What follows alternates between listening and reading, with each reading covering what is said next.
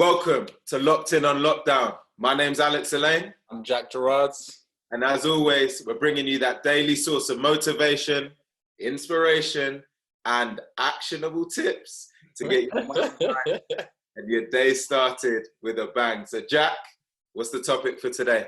Today we're talking about work rate and burnout, which is an interesting topic. It's taken me a long time to be able to actually find that balance for myself, because I was definitely of the viewpoint that I can just keep working and I will never get tired.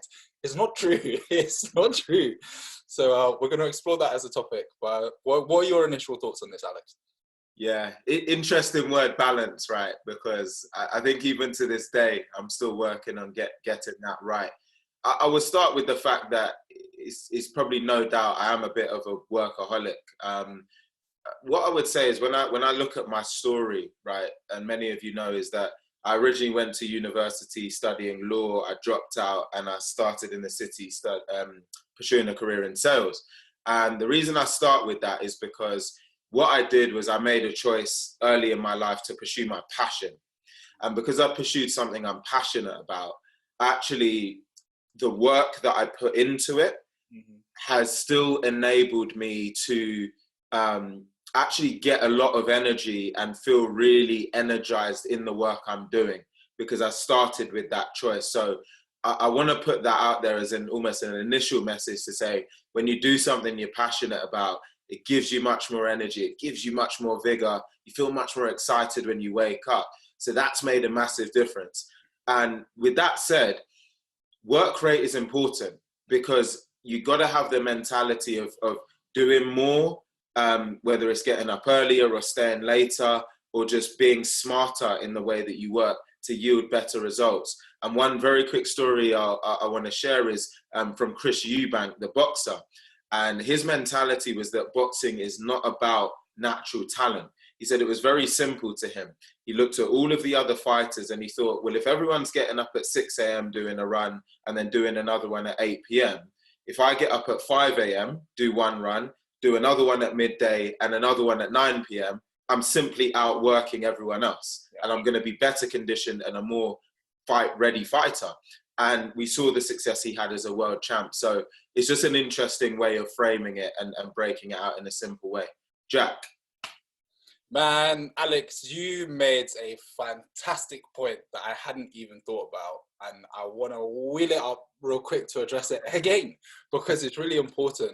When you are dealing with something that you are passionate about, you won't even realize that you're working. The whole day will go by and you'll think that it's maybe been about 4 or 5 hours. And that's why it's so important to do something that you love, because you'll have so much more endurance. So try and pick something in life, or at least have elements, if you can't make that switch just yet, have elements outside of your normal 9 to 5 that leave you enthused and energized, because it will help all other aspects and areas of your life. And again, just to briefly touch on it, I think what you said about being able to outwork people is so important, because you're not always going to be naturally talented. Some of the time, you're just not going to be naturally talented in any way, shape or form, but you can always beat the competition just by outworking them. It's as simple as that. What Alex gave as a story with reference to Chris Eubank, it's fantastic, because literally that when we're talking about marginal gains, making that small decision to wake up an hour earlier or whatever, over a long period of time, it's going to make a huge difference. But I now want to start transitioning into work rate and burnout. So again, similar to Alex, I'm somebody who works very hard, especially at this point in time at the moment. I mean, like, I don't even know how many hours I'm putting on a daily basis, but at minimum, I would say it's about 12. But it's really important to strike that balance and recognize when you are tired. Because me, a lot of the time, even if I take half of the day off, I feel guilty.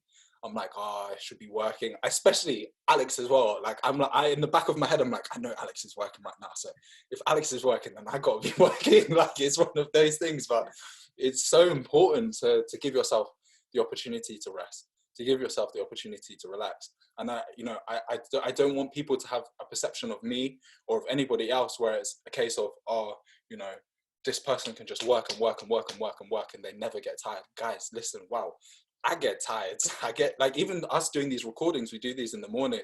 A lot of the time, Alex and I will say to each other before we jump on the camera, be like, I'm going to struggle today, but you have to do what you have to do, man. And it's just about being consistent.